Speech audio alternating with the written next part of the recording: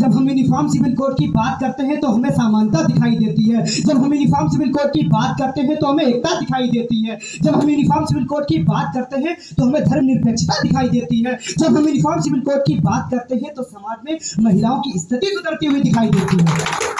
और आदरणीय सभापति महोदय, मैं आपके माध्यम से अपने विपक्षी सदस्यगणों से करता हूं कि आप एआई का प्रयोग ना किया करें, अपना काम स्वयं करा करें, क्योंकि जनता ने आपको चुना है, ना कि जनता ने एआई को चुना है, और वरना सीट आपकी खतरे में पड़ जाएगी।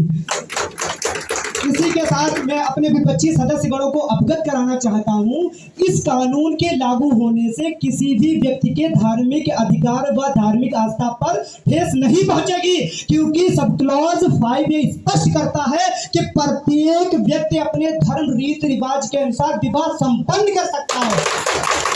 हकीकत तो ये है कि यही एक ऐसा कानून है जो हमारे धार्मिक आस्था व धार्मिक अधिकार को सुरक्षित रख सकता है।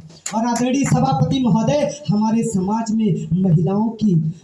समाज में बहुविवाह बाल विवाह जैसी प्रथाएं प्रचलित हैं, जिससे समाज में महिलाओं को समाज में सम्मान पूर्वक जीवन जीने के अधिकार का उल्लंघन करती हैं। इसलिए यूसीसी का क्लॉज 6 ये प्रतिबंधित करता है, बहुविवाह को प्रतिबंधित करता है और समाज में महिलाओं को सम्मान पूर्वक जीवन जीने का अधिकार प्रदान करता है।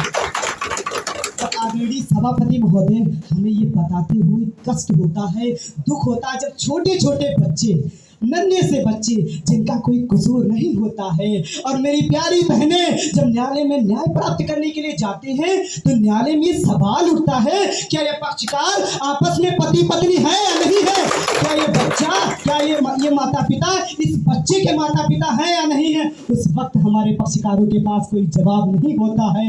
और आदरणीय सभापति महोदय, यही एक ऐसा कानून है, उसी वक्त हमारे न्यायालय को जवाब देगा कि हाँ, ये पक्षकार आपस में पति पत्नी है और ये माता पिता इस बच्चे के माता पिता है।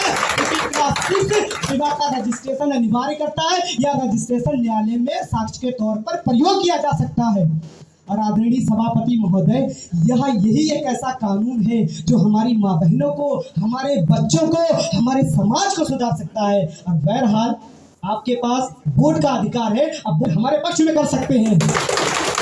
और आदरणीय सभापति महोदय और मेरे प्रिय सदस्यगणों, हमारा जब ये सपना साकार होगा तो पूरी दुनिया में हम एकता के नाम से जाने जाएंगे। और आदरणीय सभापति महोदय, और जब हमारे भारत में लोग कहेंगे कि भारत में विभिन्नता होते हुए भी एकता है, भारत में विभिन्नता होते हुए भी समानता है। और आदरणीय सभापति महोदय,